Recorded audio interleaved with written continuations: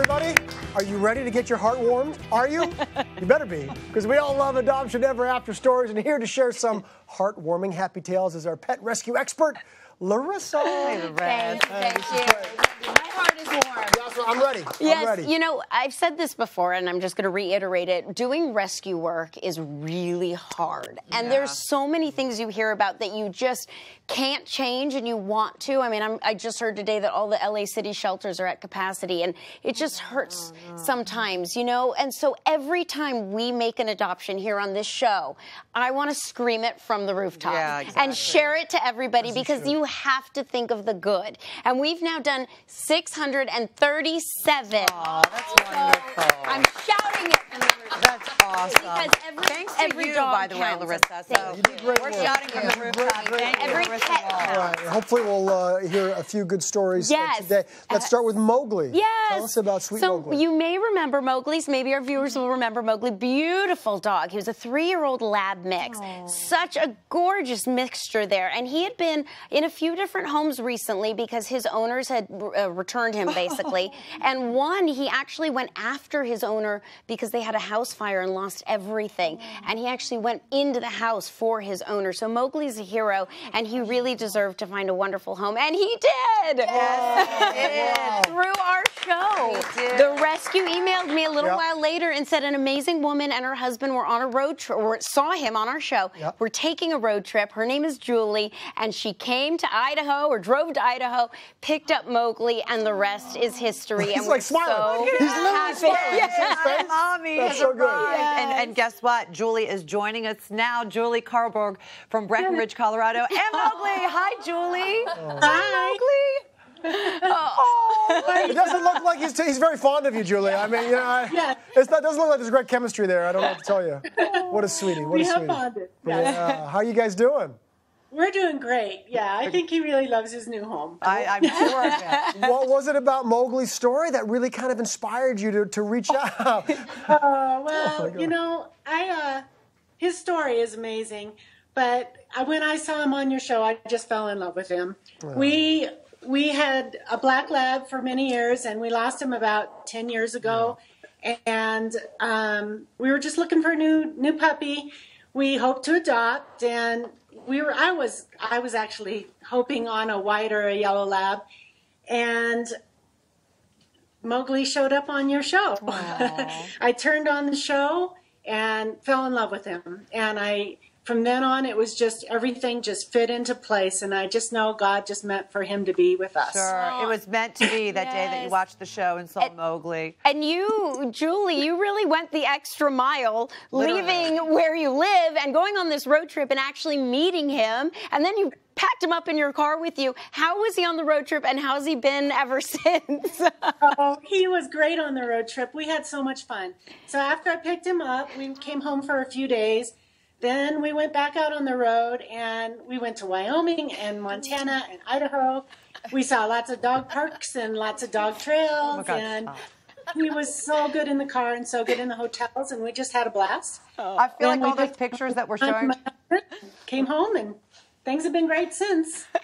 I feel like all those pictures we're showing, Julie, I feel like they're postcards, and they should say, "Wish you were here." I mean, they're so cute. And you know, he's a great little poser. He was like, another photo? Okay, I'm ready. He's a model dog, for sure.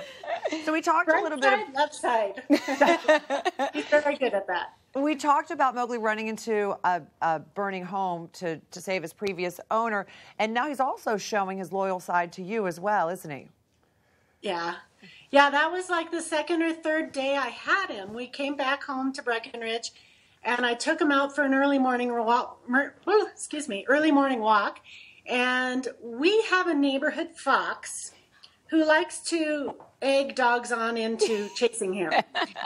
And he was following us, and I just got caught unaware, and Mowgli saw him. I didn't realize how strong he is, and he took off. He pulled the leash out of my hand and pulled me down, and I was on the ground.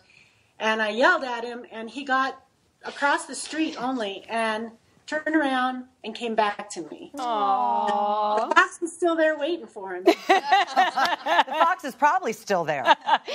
Julie, what would you tell others? Because that's what this is about. You know, if people are watching out there, maybe thinking of rescuing or bringing home a new animal, what would you tell them about adopting?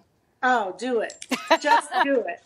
I mean, there are so many dogs out there, animals, not just dogs, cats, everybody, that are so wonderful, and they just need a loving home, and you will not regret it. And you can find the pet of your dreams, too. There's so many out there. Oh, thank you for all this great footage of Mowgli, too. I mean, you really went to town. We got photos and video. I said to Julie yesterday, after seeing those videos and the beautiful scenery, I said, can you adopt me? Because I live in Colorado. You obviously live in a very beautiful area. Julie, thank you so much. Yeah, thank you so much. Thank you for sharing that and spreading the good, because people need to hear this. Thanks, Julie. Enjoy Mowgli. Yeah, very good. Now, Larissa, you've got, I hope, a few more happy tales that you're going to share with us, right? Yes, gosh, that makes my heart smile. Yes, so a few others that people might remember. We had wonderful Bruce, who was on our show. He was through Canine Kismet. He waited a long time in the shelter and then in boarding with the rescue, and he found his forever family, and look how happy he is. That's the before and after. And then we had Precious, who was precious and was the funniest little thing. And snorted.